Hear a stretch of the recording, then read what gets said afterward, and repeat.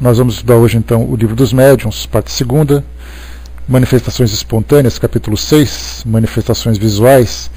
Nós vamos entrar hoje na teoria das aparições. Acredito que seja o nosso último estudo nesse capítulo, e nós vamos entrar no item 111. E quando se fala sobre essas aparições, Kardec reforçou bastante isso para nós nos nossos estudos, os que nós temos feito recentemente, sobre as diversas explicações que se dão às questões das aparições, das visões que são registradas, que são relatadas, né? E o interessante é que eu iniciei a leitura de um livro chamado, já comentei com vocês sobre ele, A Mediunidade dos Santos, e ele contando um pouquinho sobre cada uma das experiências vividas por aqueles que foram canonizados pela Igreja Católica, e principalmente aqueles a quem eram atribuídos dons divinos, esses dons divinos que para a doutrina espírita é chamado de mediunidade. Mas pelo fato da doutrina espírita ser uma nova escola, uma nova doutrina, uma nova crença que contraria os princípios, principalmente no caso da Igreja Católica, essa expressão, e até mesmo também das igrejas evangélicas, né, essa expressão mediunidade, ela acaba sendo rejeitada, como o próprio Espiritismo também o é. Mas então, lendo sobre algumas dessas personalidades da igreja, principalmente santas, eu li ali sobre 2 ou 3 santas, né, Santa Teresa d'Ávila, Santa Gema Galvano, Santa Brígida da Suécia.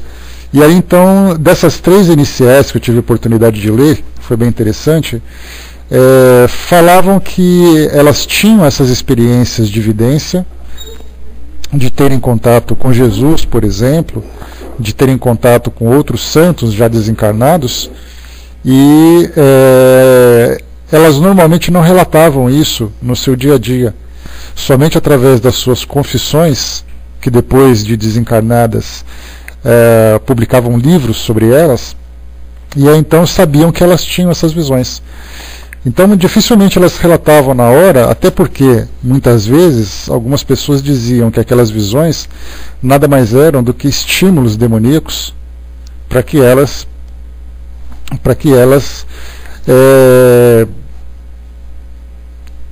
caíssem, digamos assim, em algum tipo de fantasia, algum tipo de descrença do trabalho que vinham realizando, né? Então, exatamente nesse ponto que nós entramos hoje, teoria da alucinação, no capítulo 6, Kardec então fala um pouquinho, nós conversamos anteriormente sobre, deixa eu voltar um pouquinho aqui, sobre o ensaio teórico das aparições, falando sobre perispírito, falando sobre o local, falando sobre os horários em que os espíritos podem se manifestar.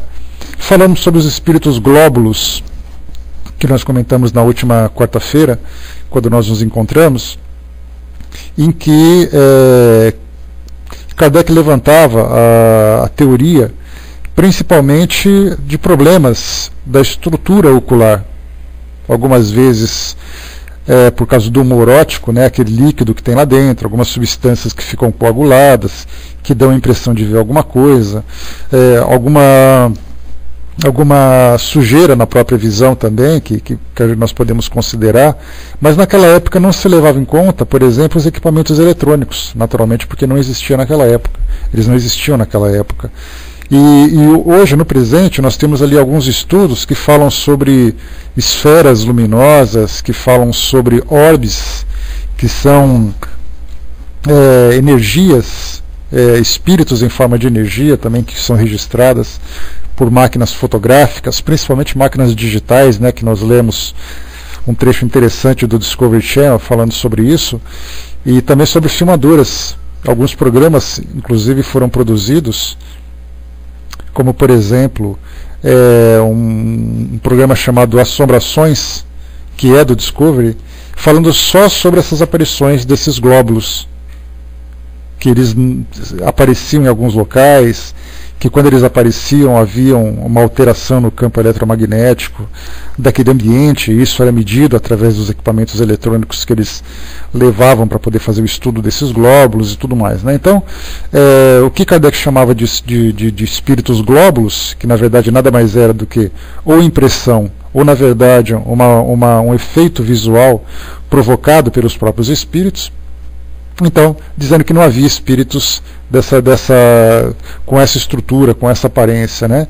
Mas Kardec deixou isso em aberto, dizendo que pelo menos naquele momento não era possível trazer nenhum tipo de consideração definitiva sobre essas aparições, mas que nos tempos atuais nós temos tido alguns relatos interessantes que pelo menos têm despertado a nossa curiosidade, né? Então isso merece um estudo mais aprofundado. E Kardec levantava também a possibilidade de analisar o seguinte, né? Se por acaso esses glóbulos representassem ou apresentassem algum tipo de resposta inteligente à presença dos encarnados num determinado ambiente, se por acaso eles se movimentavam em determinadas direções, se por acaso eles apresentavam algum tipo de mensagem e tudo mais, poderia considerar que eles estariam vinculados a algum tipo de inteligência. Agora, não necessariamente significa que aqueles glóbulos são os próprios espíritos.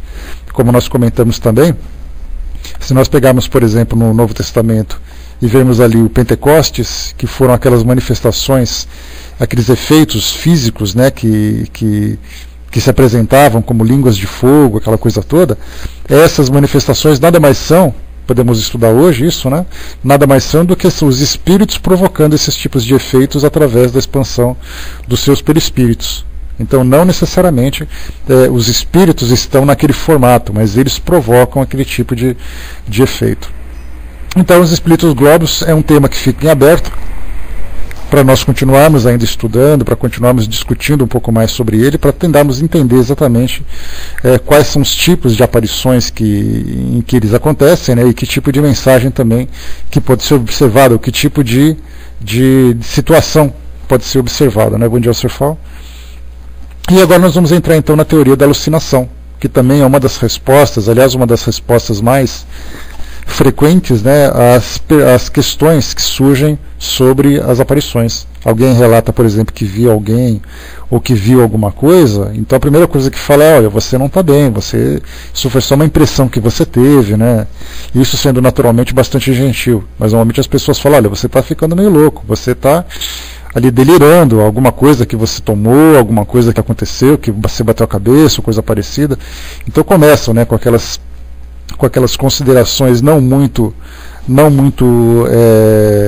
educadas, muitas vezes, né, simplesmente para poder justificar essa questão das alucinações. Mas Kardec, naturalmente naquela época, não deixava também de passar por situações semelhantes, inclusive alguns relatos que, não apenas com as aparições, mas com relação às psicografias e tudo mais, alguns tipos de fenômenos mediúnicos, que o próprio Chico Xavier viveu na sua época, e que ele, inclusive hoje, embora já desencarnado e tudo mais, ainda hoje era considerado como uma pessoa que sofreu de alucinações, sofreu de múltiplas personalidades, sofreu de algum tipo de transtorno mental, simplesmente porque vivenciava esses tipos de fenômenos, principalmente nas psicografias, que ele escrevia alguma coisa, e nessa sua escrita, isso representava, na verdade, ideias que ele mesmo criava. Só que como ele não tinha consciência disso, ele acabava sendo taxado então como alguém que sofreu de algum transtorno mental. E isso é bastante frequente. Se vocês pesquisarem, vocês vão observar que não são poucas as escritas que falam sobre isso, né? Bom dia, Sr. Fal, bom dia, Jane. Então hoje, teoria da alucinação, Kardec vai fazer para nós então aqui, vai apresentar para nós algumas ideias. Vamos lá então. Os que não admitem a existência do mundo incorpóreo e invisível pensam tudo explicar pela palavra alucinação. A definição dessa palavra é conhecida. Quer dizer um engano, uma ilusão de quem pensa ter percepções que na realidade não tem. Do latim, alutinare, errar, formado por ad lutem. Mas os sábios ainda não deram, que o saibamos, a sua razão fisiológica, né? Hoje mesmo a medicina, a gente lembra que o estudo da mente é dos grandes desafios da medicina, estudar, por exemplo, como funciona a memória, como funcionam as alucinações, de que forma que os sonhos são produzidos, de que forma que as emoções são produzidas também. Então hoje eles procuram mapear o cérebro, tentando encontrar as regiões onde são produzidos cada tipo de fenômeno que o cérebro pode proporcionar e tudo mais, né? Então, no caso das alucinações, Kardec coloca a mesma coisa. Os sábios, nesse caso os estudiosos da ciência, também não trouxeram uma resposta definitiva. Aliás, pelo que a gente observa, longe disso eles conseguem, porque eles conseguem estudar, na verdade, a estrutura cerebral, mas não conseguem estudar a mente incorporada nessa estrutura. Para muitos, para aqueles que são materialistas, dizem que o cérebro é o próprio indivíduo. A partir do momento em que o cérebro morre, o indivíduo também desaparece. Para outros, a mente, que é esse elemento extrafísico, se encontra vinculado com a mente, com o cérebro. E esses dois, nesse intercâmbio, produzem então os fenômenos que nós conhecemos, que é até mesmo o fenômeno da própria vida.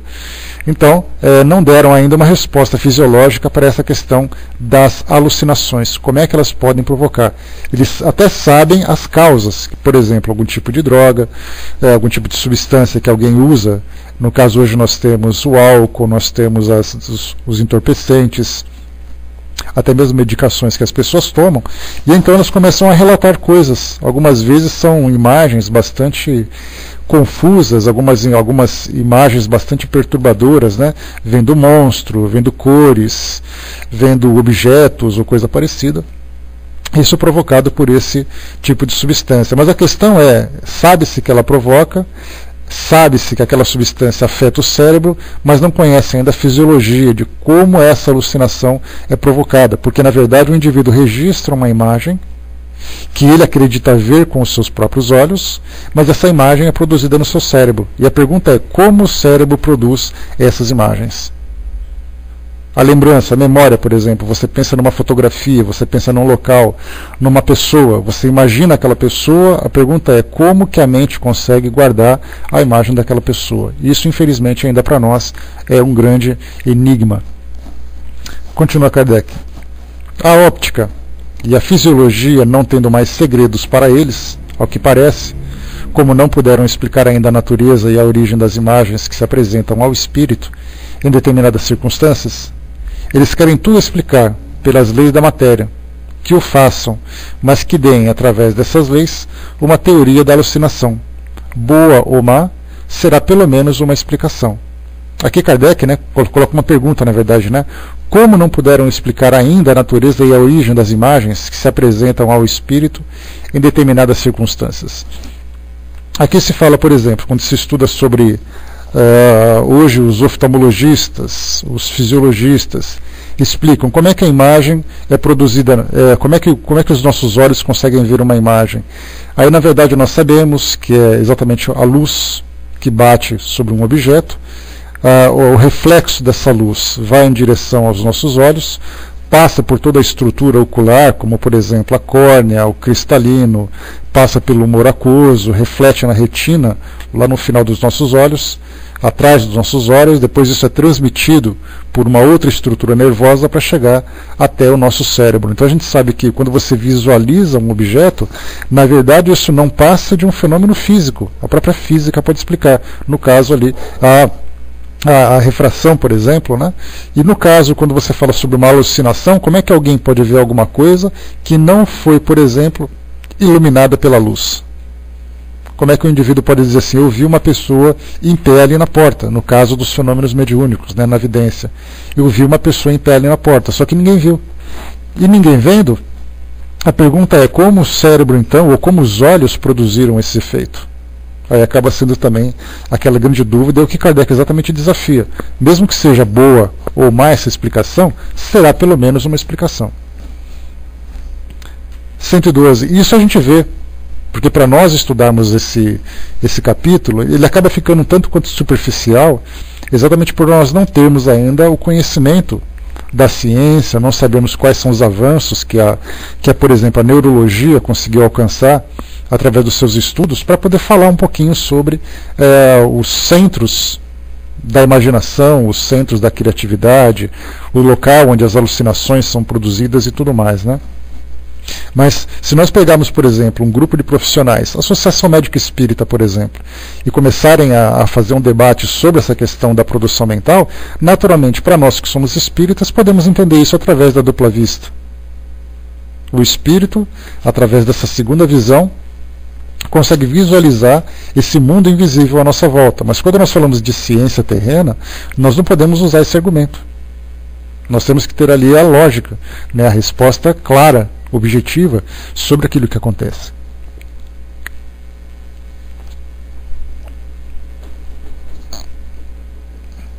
Na questão 112, Kardec continua para nós aqui no item 112, na verdade, né? A causa dos sonhos não foi jamais explicada pela ciência. Naturalmente, Kardec fala aqui, esse jamais fala sobre o século XIX. Hoje nós estamos no século XXI. Mas ainda assim nós não temos hoje o local onde esses sonhos são produzidos ou de que forma que eles são produzidos. Porque é ainda um grande mistério você imaginar que uma estrutura feita de matéria, como é o caso do cérebro, por exemplo, através de reações bioquímicas, produza então uma imagem que nós conseguimos visualizar e que nós conseguimos também raciocinar, ou seja, analisar aquilo que está sendo mostrado. Então continua sendo para nós também um grande mistério. Mas Kardec coloca, do século XIX era assim, no século XXI continua sendo assim. Nós tivemos alguns avanços no estudo da estrutura cerebral, mas ainda não conseguimos desvendar os mistérios da mente.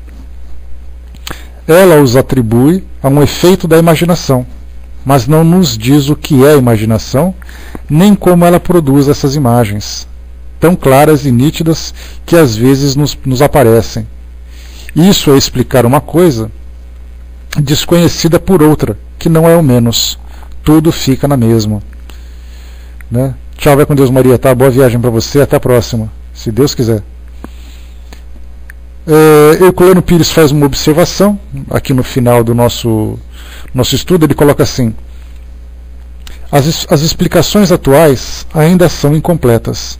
Somente com as pesquisas parapsicológicas a ciência começou a avançar recentemente no rumo certo que o Espiritismo indicou há mais de um século.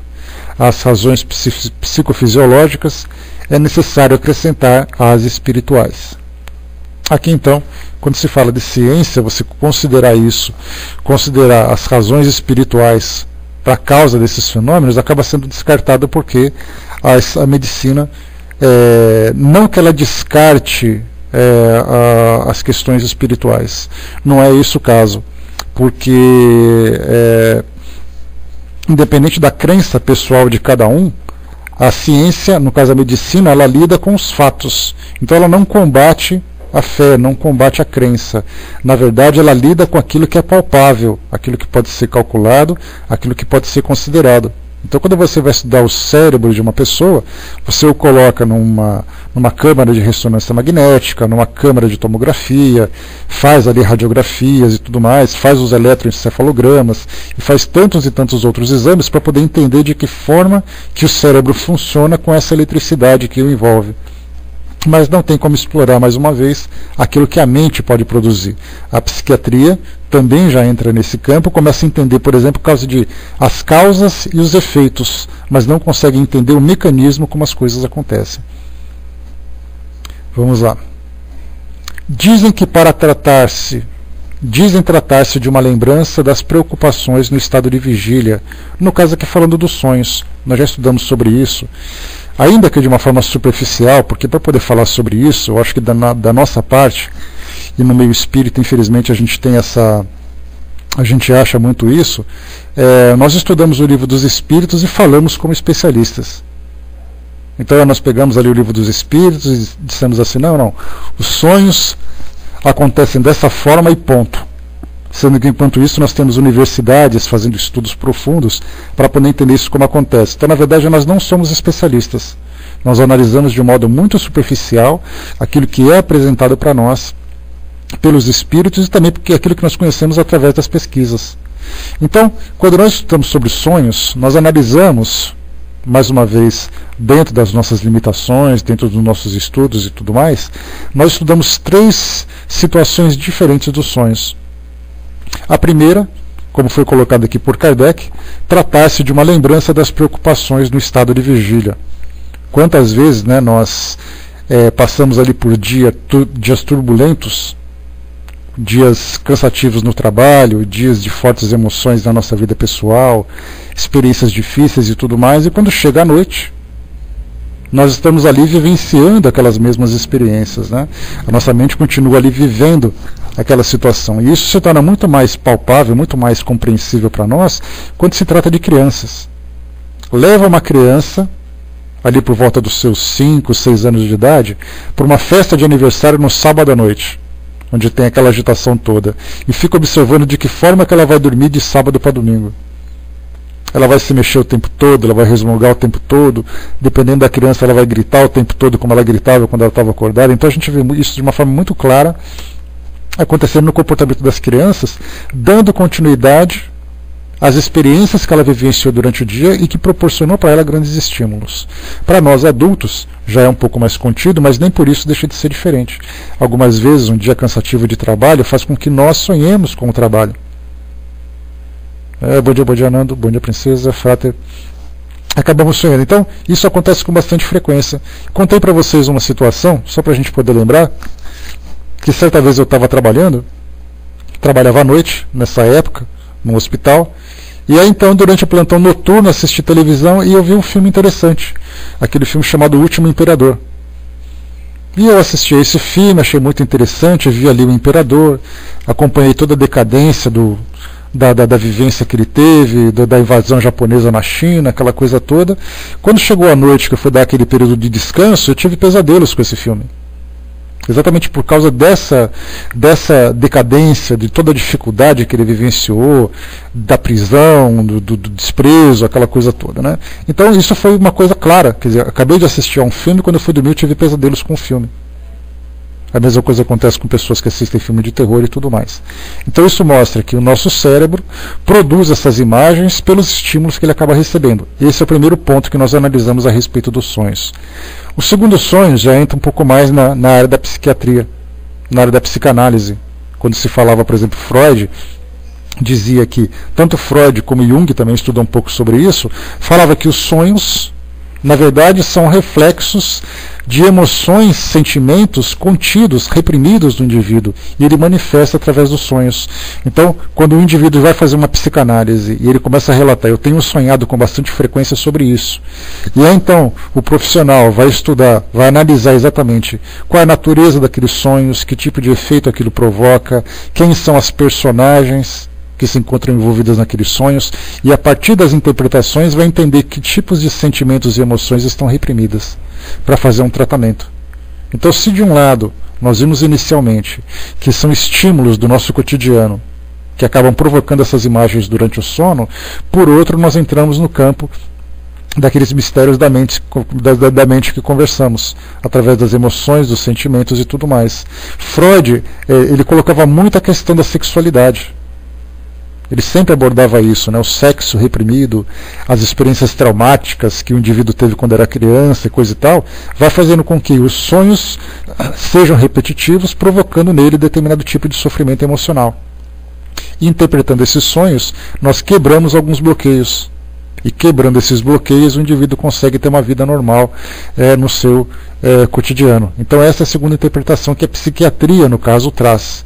A gente não entra nesse campo para discutir o que é, o que não é, exatamente pela nossa falta de competência para isso, né? E o terceiro elemento que nós falamos dos sonhos, tratava-se exatamente sobre as questões espirituais.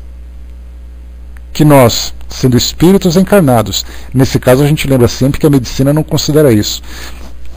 Somos espíritos encarnados. Durante o nosso estado de sono, nós nos emancipamos, a nossa mente se expande, tendo uma visão mais abrangente do mundo espiritual, desse mundo invisível à nossa volta. Nós vivenciamos, interagimos com esse meio, e aí então guardamos algumas lembranças, ainda que fragmentadas, e depois que retornamos ao nosso corpo físico, que nós despertamos, algumas dessas imagens ficam registradas como lembranças distantes, ou lembranças, como eu disse agora, fragmentadas, aqueles pedaços de situações vivenciadas. E isso é real, não é simplesmente uma criação mental. E quando se fala sobre sonhos também, a gente para poder imaginar sobre essa questão da expansão da mente, é o caso, por exemplo, dos sonhos premonitórios, que hoje a ciência não consegue explicar, embora sejam fatos. Uma pessoa sonhou, na época das grandes tragédias que nós tivemos aqui no mundo, quando se falava, por exemplo, sobre o ataque às Torres Gêmeas, sobre o tsunami na ilha de Sumatra, sobre quedas de aviões aqui no Brasil, que aconteceram algum tempo atrás e tudo mais. Pessoas que sonhavam, olha, eu sonhei que aquele avião ia cair, eu não peguei o avião. Uma jovem dizendo assim, olha, eu sonhei que o papai estava no avião que bateu no prédio. E de repente no dia seguinte o avião bate no prédio e aquela pessoa com quem a criança sonhou, o pai dela, se encontrava naquele avião. Na ilha de Sumatra, por exemplo, sonhou com uma grande tragédia que aconteceu do outro lado do mundo. Vários e vários relatos em todas as partes do mundo chegaram sobre isso. Pessoas que sonharam antecipando aquela tragédia que aconteceria na ilha de Sumatra. E aí então pergunta-se para a ciência, mas se o sonho é alguma coisa do cotidiano, se os sonhos são os sentimentos reprimidos, como é que através dos sonhos alguém consegue antecipar um acontecimento que foge da realidade dela? Que ela não sabe nem que existe, né? A maioria das pessoas do planeta nem sabia que existia a tal da ilha de Sumatra. Mas de repente alguém vai e sonha com uma tragédia daquela, onde quase 300 mil pessoas desencarnaram, né, num pequeno período em que aconteceu aquele tsunami. Então vemos ali também que, no caso, a mente começa a trazer para nós ali um novo tipo de ação que não é explicável pela ciência. E é exatamente aqui que Kardec coloca para nós. Se você fala de alucinações, se você fala de sonhos, você tem que ter uma explicação lógica de como ele funciona. A forma exata de como ele se desenvolve, para depois você poder dizer o que é, o que não é. Se você não conhece a forma como ele se desenvolve, não adianta você querer trazer explicações imperfeitas. Tem que ser explicações bem baseadas na própria na ciência, que essas explicações se sustentam. Então continua para nós aqui. Dizem tratar-se... Obrigado, Cinzinho. Dizem tratar-se de uma lembrança das preocupações do estado de vigília. Mas mesmo admitindo esta solução, que nada resolve, restaria saber qual é esse espelho mágico que conserva assim a impressão das coisas. Aqui Kardec coloca a expressão espelho mágico, porque podemos dizer assim, fechem os olhos, imagine alguma coisa que aconteceu ontem à noite na casa de vocês. Aí vocês vão fechar os olhos e vão relembrar de determinada situação, se alguém estava deitado, vendo televisão, se estava jantando, conversando com alguém, ou estava em algum lugar, seja lá como for. Mas a pergunta é, o que exatamente, qual é a estrutura cerebral que guarda essas imagens? Ainda não se tem. Vou voltar um pouquinho só aqui, peraí.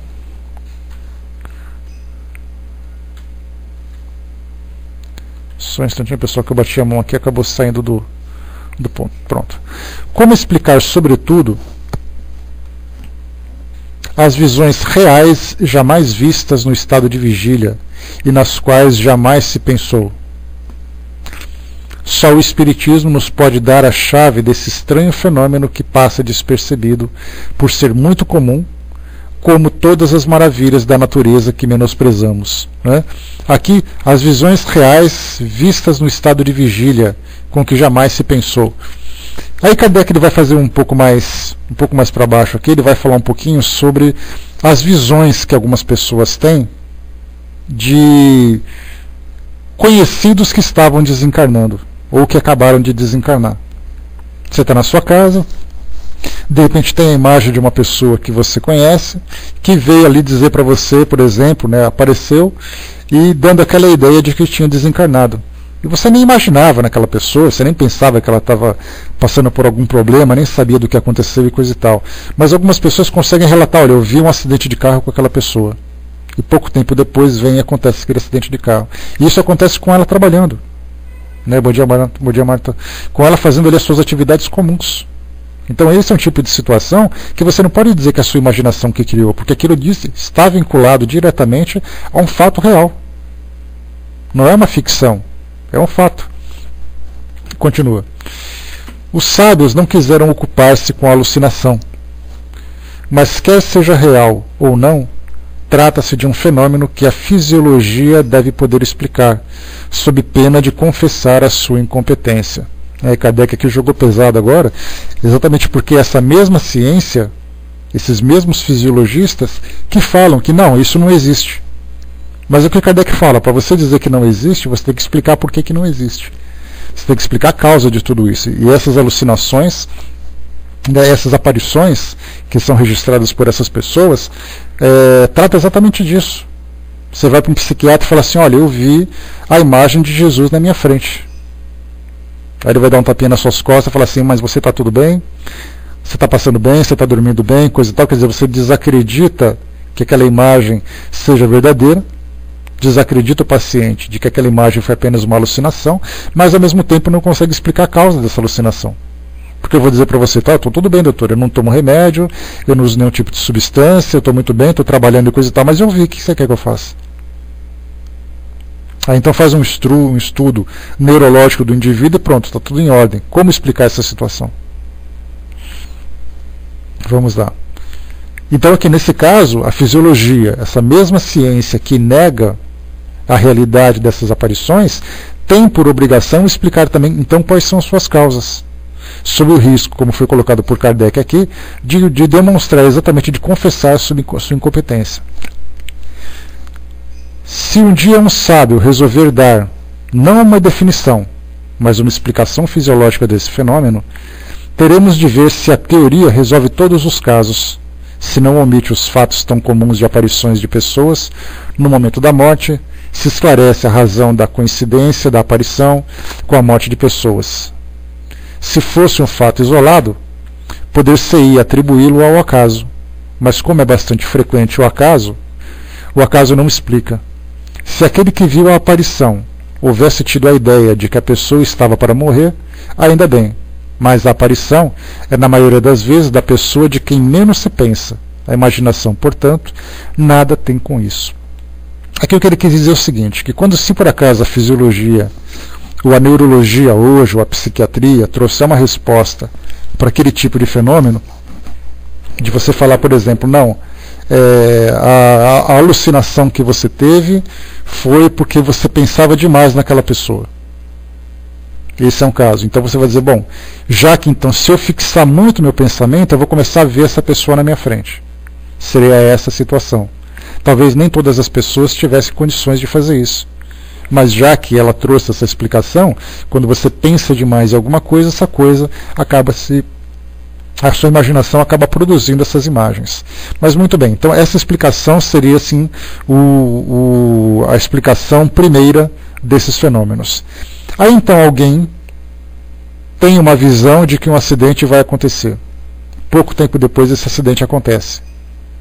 Então, se você pegar essa primeira explicação que foi dada, dizendo que se você fixar o pensamento numa pessoa com muita intensidade, você vai visualizar aquilo que vai acontecer.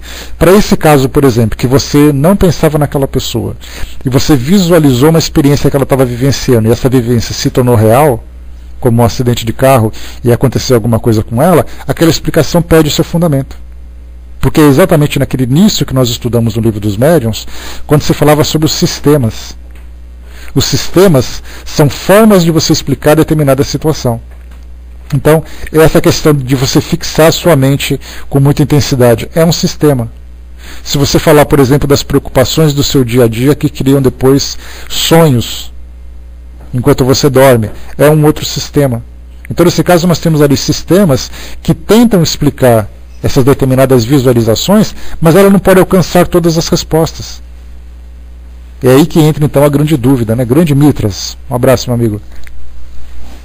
É aí então que entra essa questão que Kardec sempre coloca. Você pode até descartar aquilo que você não acredita, mas a partir do momento que você descarta, você tem que trazer uma outra resposta. Não adianta descartar por descartar. Principalmente no que diz, muitas saudades, meu amigo, seja bem-vindo. Principalmente no que diz respeito a essas questões espirituais. Nós já conversamos numa outra oportunidade, ou em outras oportunidades, falando sobre essa barreira que existe entre a fé e entre a ciência. E isso porque, quando você fala em fé, você fala sobre religiões. Religiões, você fala de dogmas, você fala sobre... Exatamente por isso, Jane, porque quando você fala de religião, você fala de um livro sagrado, você fala de milagres, você fala de acontecimentos que não têm lógica. Então, depois de um tempo, principalmente na Idade Média, a gente lembra, por exemplo, que a partir do momento em que a Igreja Católica foi criada, ali por volta do século V, século VI, Santo Agostinho foi um dos participantes da criação dessa instituição, do cristianismo como instituição. De lá para cá, principalmente na Baixa Idade Média, nesse período do ano de 600 ao ano 1200, 1300, ali a gente chama sempre de a época negra da Idade Média, a época sombria da Idade Média. E por que isso tudo? Porque a religião entrava com tanta intensidade, influenciava com tanta intensidade a vida das pessoas, que a ciência, por exemplo, não podia se expandir. Tanto que foi assim, quando chegou ali por volta do século XV, século XVI, 1500 e pouquinho, houve aquela ruptura, houve o renascimento. Por um lado, o renascimento da cultura, o renascimento da ciência, quando nós tivemos ali Galileu Galilei, quando nós tivemos ali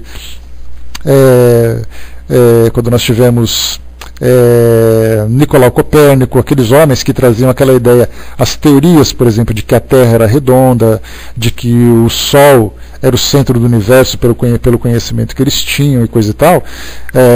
Outros cientistas também que trouxeram novas propostas, não se preocupando mais com a influência da Igreja, porque já que a Igreja dominou durante tanto tempo, a ciência quis renascer. Só que ela renasceu de um modo rebelde, dizendo assim, não, a partir de agora nós vamos falar sobre ciência e não interessa mais nada a ver com religião, porque a religião já fez todo o mal que era possível fazer. Durante a Idade Média veio aquela perseguição pelo Tribunal do Santo Ofício, que nós conhecemos a Santa Inquisição, perseguindo, como foi o caso, por exemplo, de Galileu, que quando ele dizia assim que a Terra não era o centro do universo, mas era o Sol que era o centro. Porque se nós pegarmos no Antigo Testamento, nós temos uma passagem que diz ali, eu me esqueci exatamente qual é a passagem, mas vocês devem se lembrar, que diz assim que Deus fez com que o Sol parasse no céu para que houvesse um combate, em que aqueles que seguiam Deus, aqueles que eram monoteístas da religião, os semitas, por exemplo, destruíssem os seus inimigos. Então, se está escrito na Bíblia que Deus fez com que o Sol parasse no céu, significa que é o Sol que gira em torno do planeta Terra. Só que Galileu disse o seguinte, não é o Sol que gira, é a Terra que gira em torno do Sol. E ele foi ameaçado, a sua vida foi ameaçada. Então nós vemos ali que o conflito entre religião e ciência é um conflito secular. Então, quando a ciência se tornou independente, e pôde tomar as decisões independente da opinião da Igreja ou não, tudo aquilo que diz respeito ao espírito, no entendimento da ciência, diz respeito à religião. Se diz respeito à religião, não interessa mais. Então foi porque, na verdade, é uma birra que existe entre ciência e religiões, uma birra, como eu falei para vocês, uma birra secular, que faz com que a ciência não se interesse por nada que diga respeito à religião. Se é alguma coisa que está escrito em Bíblia, se é alguma coisa que você fala num templo religioso, se é alguma coisa que você fala como alguma coisa relacionada com esse mundo espiritual, não interessa para a ciência. Então, infelizmente, esse desvio, ou esse conflito que existe entre essas duas áreas da vida da humanidade, porque a ciência faz parte da vida da humanidade, a fé faz parte da vida da humanidade, mas elas não se juntam. E a doutrina espírita veio exatamente com esse propósito, fazer com que houvesse um elo conectando ciência e religião. A ciência de um modo não tão materialista como ela se desenvolveu, e a religião não tão dogmática ou ilusória ou fantasiosa como ela se desenvolveu durante todos esses milênios. E nós falamos de milênios. Mais uma vez, lembrando que só o cristianismo ou só o judaísmo, por exemplo, são religiões milenares. Daí então nós vemos que essa falta de ligação entre os dois é o que dificulta o nosso entendimento. A resposta é tão simples eu dizer, o espírito, mas provar não adianta para quem tem dúvida, não acredita na sua existência. Isso Kardec é bem claro. Não adianta estudar o livro dos médiuns se o homem não acredita na existência do espírito. E é exatamente por isso, quer dizer, o espírito não é um elemento da natureza a ser estudado, é uma criação religiosa. Por isso que a ciência não tem essa preocupação. A ciência prefere estudar a mente do que estudar o espírito, porque a mente já é algo, para ela pelo menos, mais aceitável. O próprio nome já é diferente. Se eu disser que a mente é o espírito, a ciência já perde o seu interesse, exatamente porque isso é algo ligado à religiosidade. E religião é algo subjetivo, cada um acredita no que quer e coisa e tal. Então, se eu quero acreditar que existe o espírito, eu acredito. Se eu quero acreditar que existe vida depois da morte, eu acredito. Não é uma realidade para a ciência, porque cada religião traz ali a sua teoria sobre o mundo espiritual. Então, na verdade, nós vemos ali que é uma questão de quê? De incompatibilidade entre as teorias religiosas e as teorias científicas. Agora, para poder se estudar qualquer coisa relacionada com a doutrina espírita, por exemplo, você tem que acreditar. Você tem que ter essa convicção de que existe de fato. Porque apesar de que convicção, a gente lembra sempre, convicção já é uma crença mais profunda. Então, quando você fala assim, o espírito existe ou não existe, e esse é um detalhe importante que a gente sempre tem que ressaltar, que quando alguém perguntar para você assim, você acredita na reencarnação? Se você disser que acredita, é uma questão de crença pessoal. Certa vez eu lembro que o próprio professor Severino Celestino, espírita, grande estudioso da Bíblia, ele dizia que conversava com um amigo que era judeu, que era um rabino lá de Israel, onde ele teve a oportunidade de visitar e estudar, porque foi lá que ele conseguiu fazer uma das traduções da Bíblia, né, que ele estuda. Então ele conversava assim com esse rabino, né, e perguntava para ele assim, mas você acredita na reencarnação? Ele falava assim, não, eu não acredito, eu estudo a reencarnação. Então a gente percebe assim que essas palavras mudaram completamente a visão da coisa. Se você fala que acredita, você pode deixar de acreditar. Se você fala que estuda, é porque você tem convicção da sua existência. A mesma coisa do espírito. Quando eu diz para você assim, você acredita no espírito? Se você falar que acredita, o outro pode dizer que não acredita. Então você tem que dizer, você acredita no espírito? Não, não tem que acreditar, o espírito existe. Eu só estou tentando entender como ele funciona. É diferente. Então, tanto quando se fala em eu acredito, acreditar diz respeito a crenças. E quando se fala em crenças, nós falamos de questões subjetivas. Eu acredito, o outro não acredita. Né? É como você responder, né? Em vez de acreditar, eu falo, eu sei exatamente, quer dizer, eu sei que ele existe. Na verdade, assim, eu estou estudando sobre, porque eu já sei que ele funciona, eu já sei que ele existe. Então a ciência não vê o espírito como um elemento. Exatamente porque as pessoas acreditam na existência dele. As pessoas não aceitam a existência dele. A reencarnação é a mesma coisa. Você acredita em reencarnação? Ah, eu acredito. Tá, então se eu acredito é uma questão pessoal minha. Tá, mas você aceita a reencarnação como sendo um fato? Aí já é uma outra história. Aí as pessoas dizem assim, eu não sei, né? Eu acho que sim. Talvez sim, né? Pelo que eu li, eu acho que é. Aí você já começa a surgir, já começa a perceber as dúvidas surgindo, né? Você colocou, né? Porém é o espírito, né? O ser que pense, não a mente física, né? Só que na verdade, mais uma vez, o Acerfal, quando você fala em espírito, essa palavra ela se encontra cravada no dicionário das religiões. Mas essa palavra não existe no dicionário da ciência. O dia em que essa palavra constar no dicionário da ciência, nós veremos as crianças, mais uma vez, estudando um capítulo do livro de ciências falando sobre o espírito. Lá você fala sobre a chuva, você fala sobre os gases, você fala sobre os animais, você fala sobre a vida, mas você não fala sobre o espírito. O dia que a ciência aceitar esse conceito, nós teremos um capítulo falando sobre isso também. Só que para isso você vai ter que entender o que é o espírito, do que ele é feito, de onde ele vem, para onde ele vai, e aí a gente vê a distância em que nós nos encontramos ainda desse raciocínio. A doutrina espírita traz para nós essa visão hoje. Já não consegue trazer, por exemplo, aquela ideia do que o espírito é feito. Não sabe. Os próprios espíritos dizem, essas coisas estão sob o véu dos mistérios de Deus. Não sabe quando os espíritos foram feitos, também não sabemos. Mas você sabe que ele existe.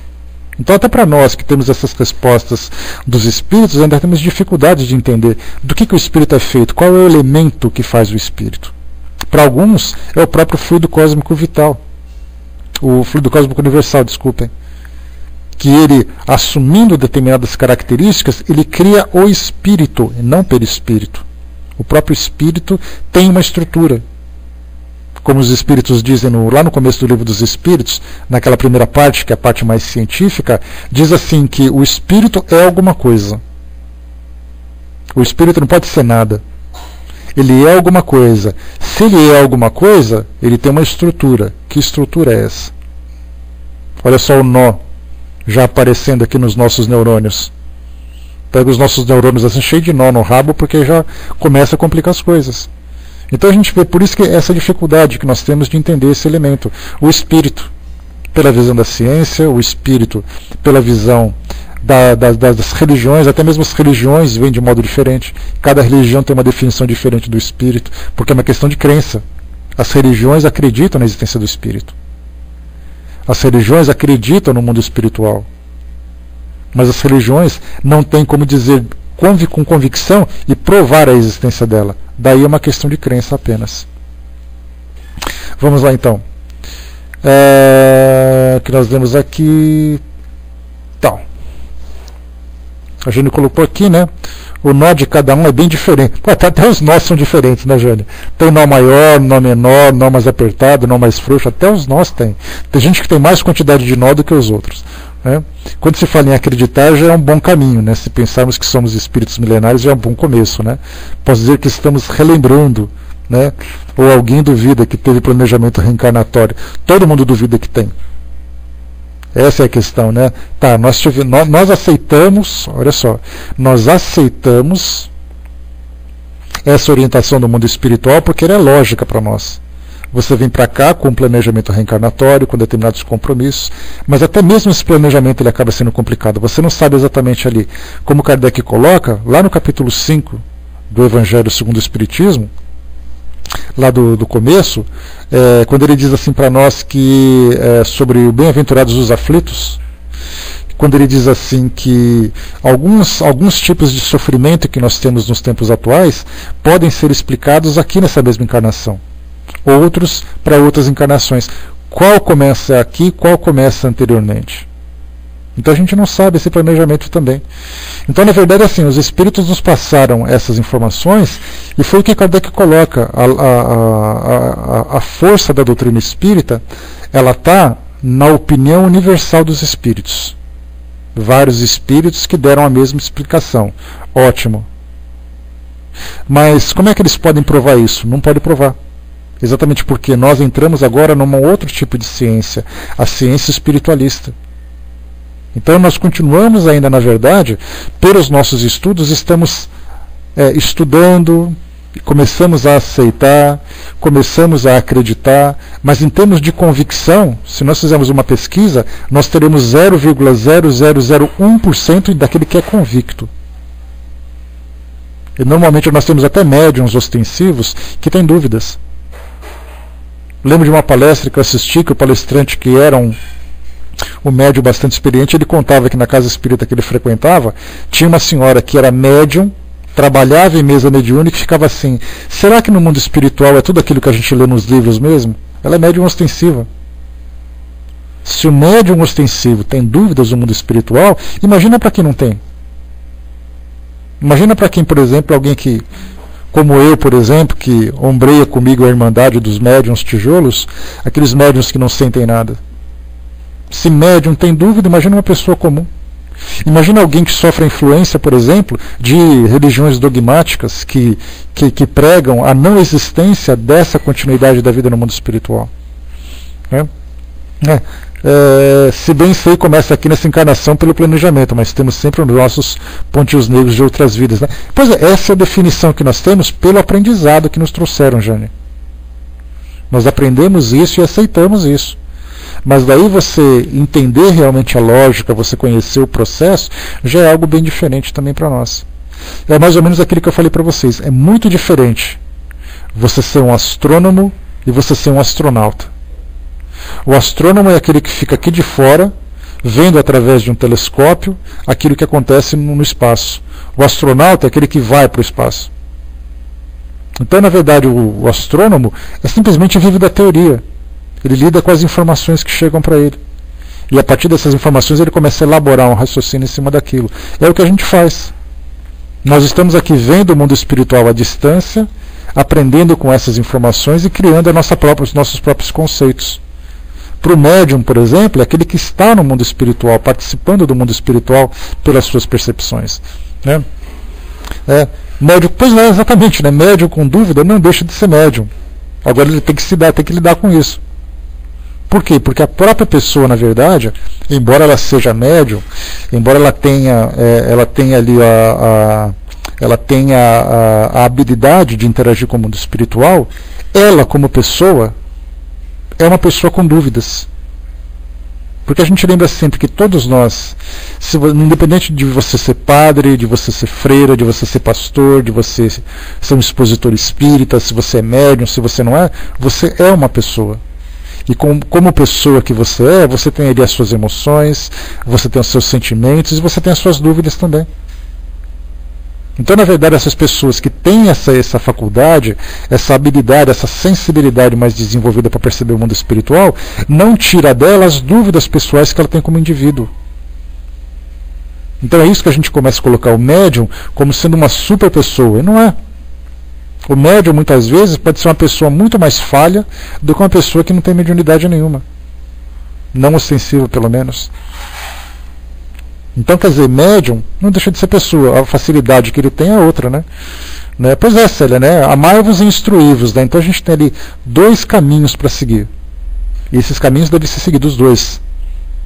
Então desenvolver sentimentos, ou desenvolver valores, principalmente, e depois desenvolver o nosso intelecto. Né? Isso é falta de muitos requisitos. Né? O primeiro é a falta de fé. O restante só ele para saber responder. Pois é. E essa falta de fé foi motivada pelo quê? De onde que essa pessoa veio? Qual a religião que ela tinha anteriormente? Qual era exatamente a experiência que ela vivenciava? Quais foram as frustrações que ela teve? Nas suas vidas anteriores, nas suas vivências anteriores. Eu não gosto de falar vidas anteriores, porque vida a gente só tem uma. Nós temos vivências. Então é bom a gente fixar sempre isso. Quando falar assim, o que você foi na vida passada? Eu fui o mesmo que eu sou hoje. Porque na vida passada eu tinha a mesma vida que eu tenho hoje. Mas quem você vivenciou na vida passada? Aí sim. Na sua vida, na sua experiência anterior. Aí sim a gente começa a mudar. Vamos lá então, continuando aqui, pessoal. Kardec diz aqui então, que ele colocou lá em cima para nós, né? Pois é, por que ele veio médium? Né? Essa mediunidade para ele certamente é proporcionar algum tipo de experiência. Agora, se ele vai bem aproveitar ou não essa experiência, já é uma questão pessoal dele. Como nós temos médiums em outras religiões, por que não teríamos esses médiums, mesmo estando em outras religiões, vivendo experiências claras do mundo espiritual? Ele nega tudo isso? Ele fala que não, que eu estou ficando louco, que isso é coisa do diabo, que isso é aquilo. Ele nega claramente, nega veementemente. Imaginemos então uma pessoa que já tem dúvidas de fé, né? Vamos lá. Ainda menos se pode explicar pela imaginação o conhecimento das circunstâncias da morte. Aquele caso que a gente comentou, né? Alguém que presenciou uma manifestação espiritual. E essa manifestação é uma pessoa dizendo que desencarnou. E essa pessoa dizendo que desencarnou de tal forma. Mesmo com esses relatos, aqueles sistemas para poder explicar essas questões do mundo espiritual, essas questões da imaginação, das alucinações e tudo mais, não cabem nesses casos. Esses sistemas não servem para explicar isso. Então, ainda menos se pode explicar pela imaginação o conhecimento das circunstâncias da morte, de que nada sabia.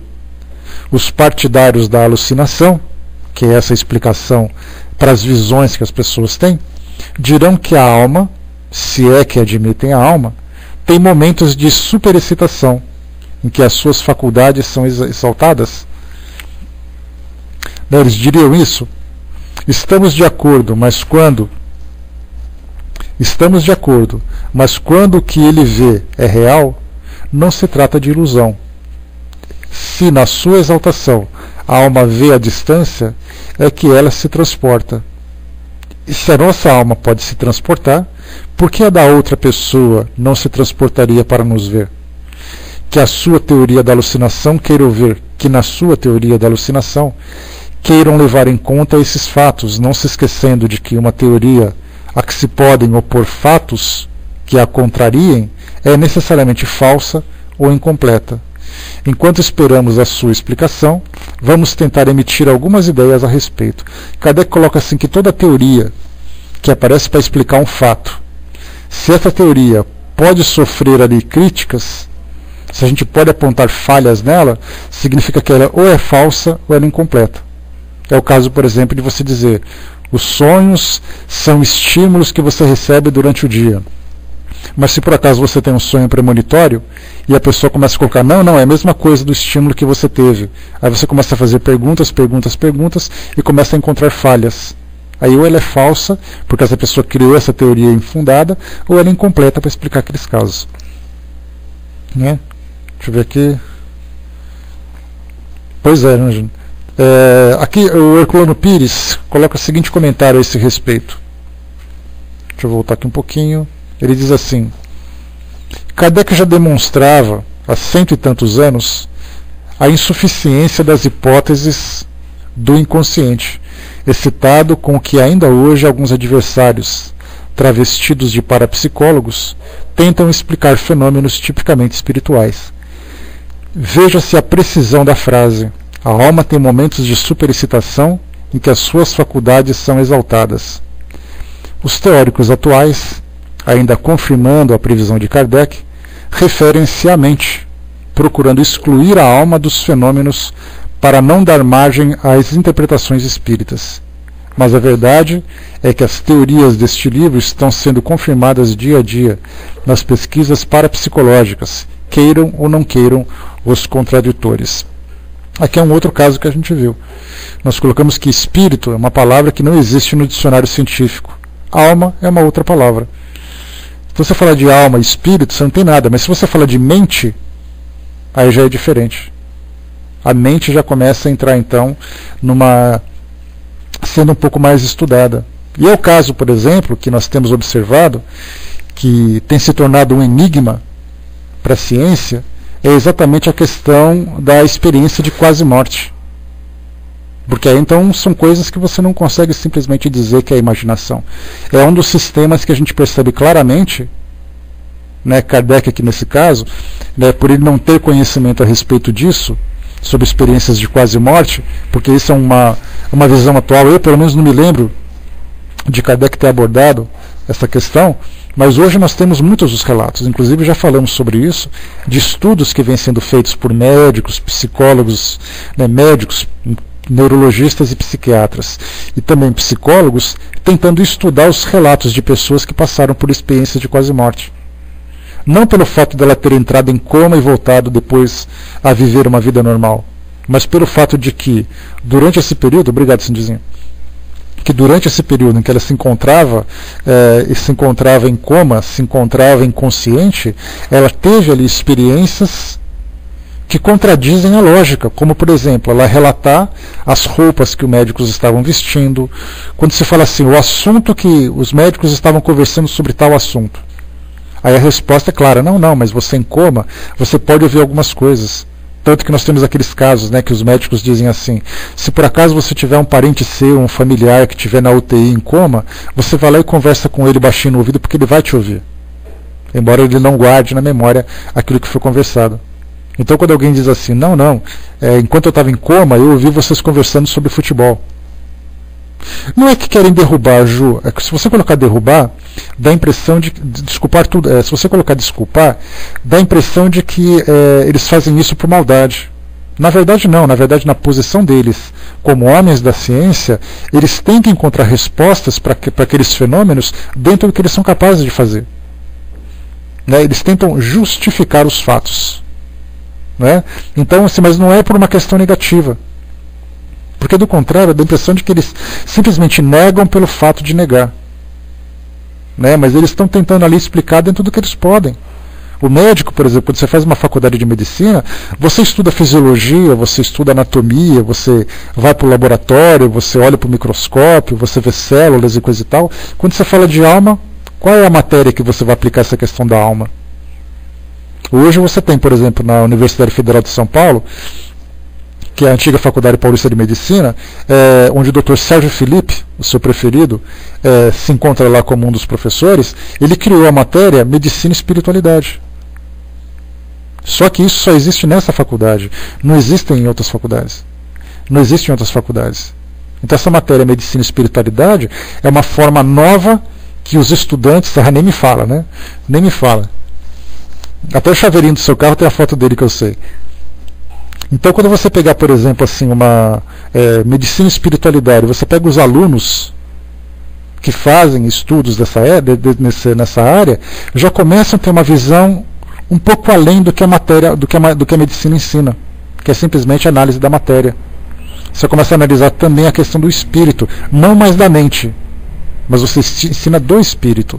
Só que isso, Ju, é mais ou menos como se você pegasse, isso pode ser muito bacana, né? Vocês estão deslumbradas com isso, coisa e tal, né? Mas é mais ou menos como você pegar, por exemplo, um sacerdote católico da linha tradicional e encontrar um padre Marcelo Rossi, que é da área carismática. Muitos profissionais da área médica estão torcendo o nariz para isso. Eles olham assim para a medicina e falam assim: o quê? Vocês estão fazendo isso? Que desperdício. Bota uma outra matéria que vai aproveitar mais os alunos. Então eles estão ali, para ele criar essa cadeira, essa nova cadeira na faculdade de medicina, ele teve que enfrentar ali desafios significativos. Pois é, deixa eles, né? É aquela coisa, naturalmente, quando o Kardec fala que a própria força das coisas vão botando tudo no seu devido lugar, é assim. Hoje o espírito, por exemplo, quando você fala em espiritualidade, quando você fala em espírito, já é algo que a ciência não pode negar. Ela pode até não assimilar, ela pode até não explicar, mas ela não pode mais recusar, porque isso faz parte da realidade das pessoas. Você liga a televisão, você vê lá uma criança que é médium, você liga ali um filme, você vê ali um espírito passando, você vê um documentário, uma reportagem, você está falando sobre espiritualidade. Então tem em todo lugar falando isso na sociedade. Então hoje a gente tem ali algumas áreas do conhecimento humano que não podem fechar os olhos para isso. Eles têm que aceitar. Né? A Célia colocou, né, porque a maioria dos médicos só vê o paciente como pedaços, né, não como um corpo e espírito. E isso é uma questão de crença pessoal e é uma questão também de escola, de formação acadêmica. Porque ele aprendeu a ver assim. Ele aprendeu a ver ali os órgãos do paciente e não a ver o indivíduo. Mas isso é uma questão pessoal dele mesmo, né? Porque se todo mundo aprendesse isso, e todos os médicos que saem daquela faculdade se comportassem dessa forma, a gente diria que é a faculdade que tem esse problema.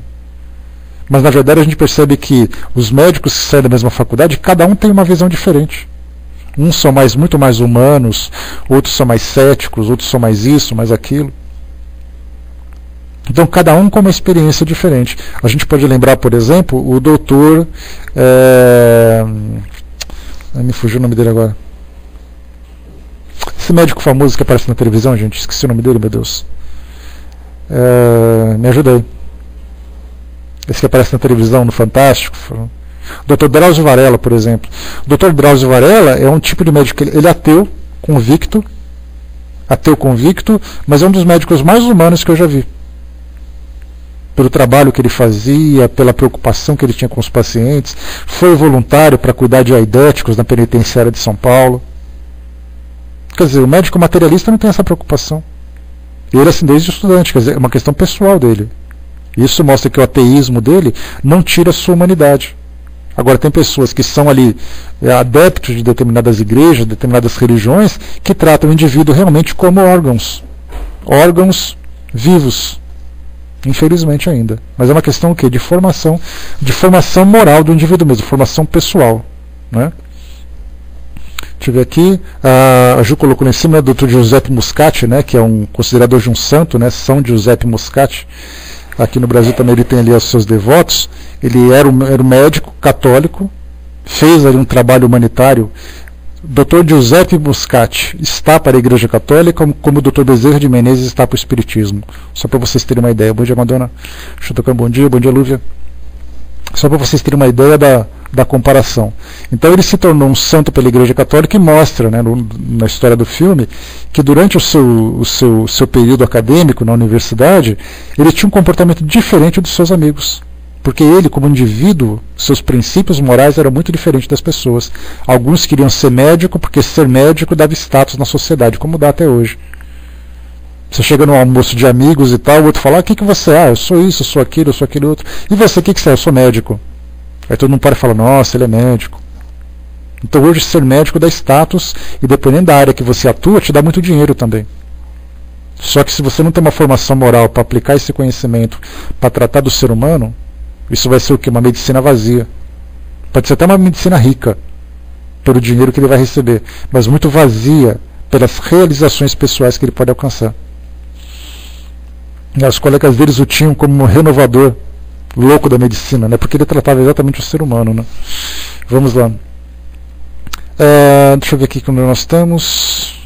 A gente vai entrar agora na questão 113. Tem algumas perguntas aqui que são feitas, que a gente nem vai entrar agora. Eu vou deixar para o nosso próximo encontro na quarta-feira para a gente continuar a partir da 113.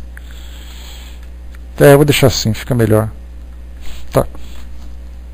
Muito bem.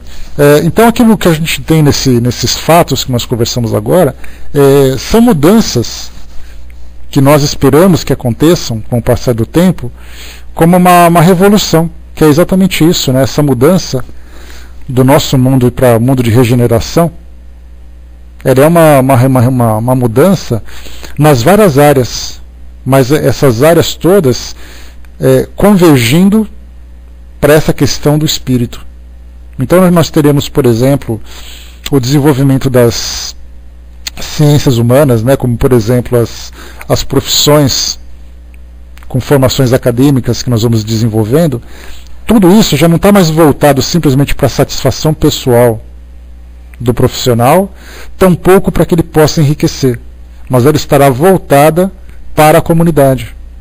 Então um professor, por exemplo, vai se voltar para a boa formação dos seus alunos, sabendo que eles são espíritos em formação, serão cidadãos no futuro.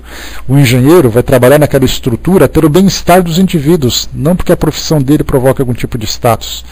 O médico a mesma coisa, o advogado, todos os cientistas, pedagogos, né, principalmente nessa área de educação, pedagogos e professores, terão um trabalho muito importante. Porque eles deverão ser mais valorizados porque eles são os responsáveis pela formação dos indivíduos.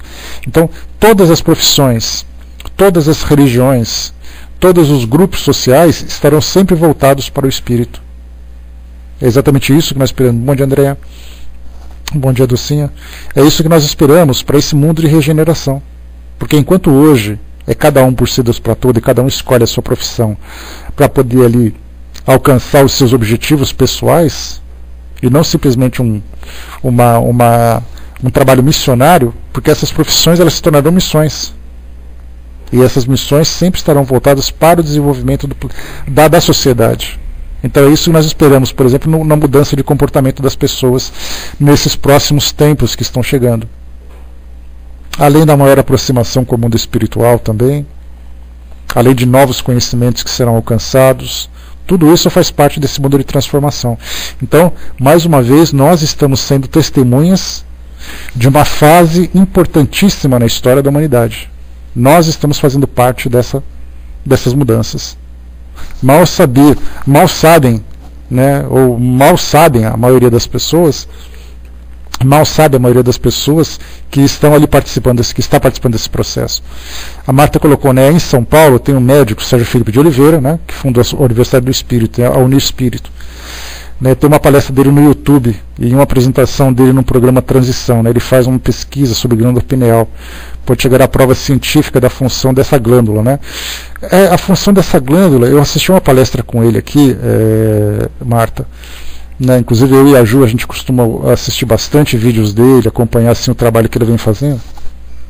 O trabalho dele na glândula pineal ele fez um mestrado agora sobre esse trabalho, sobre a glândula, e assim, o que ele detectou foi que essa glândula, que ela fica bem no meio do cérebro, ela tem alguns cristais de minério chamado apatita. É muito interessante a gente gravar o nome apatita, mas eu não faço nem ideia que seja isso. Mas eu sei que ele achou apatita lá no meio dessa glândula pineal. E ele considerou que a quantidade desses cristais determinam, por exemplo, a intensidade da sensibilidade da pessoa. Né? Pois é, Ju, mas onde você encontra isso além da pineal? Né? Tem certeza que você abre o armário da sua cozinha, acha um monte de apatita lá também, né? Pois é. A gente só agora grava nome, mas não faz ideia do que seja. É mais ou menos como o bóson de Higgs, né? Nossa, descobriram o bóson de Higgs. Ah, tá, legal. Para que serve isso? Então, assim, o trabalho que ele vem fazendo na universidade, né, que ele fez na Universidade de São Paulo, falando sobre a pineal, ele colocou isso como a teoria dele, né, a dissertação dele, diz a respeito exatamente isso, a função da glândula pineal dentro do aumento dessa sensibilidade.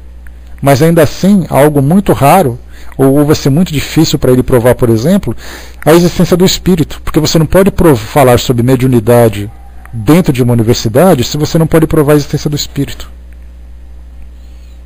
Você diz assim, por exemplo, não, vou apresentar um doutorado sobre médiums. Você vai falar o que sobre os médiums? Foi o caso, por exemplo, do Dr. Alexander Moreira Almeida, que nós fizemos uma entrevista aqui na sala com ele. Ele é psiquiatra, doutor em psiquiatria, e ele fez um trabalho sobre o estudo da sanidade mental de médiums. Pegou ali uma quantidade de médiums, fez um estudo sobre o que eles sentem, o que eles veem e tudo mais, mas o trabalho dele era voltado para a saúde mental dos médiums. Ele não poderia, por exemplo, falar sobre o espírito que o médium vê. Porque se você não pode provar a existência do espírito, nada relacionado com essa existência pode ser falado numa universidade.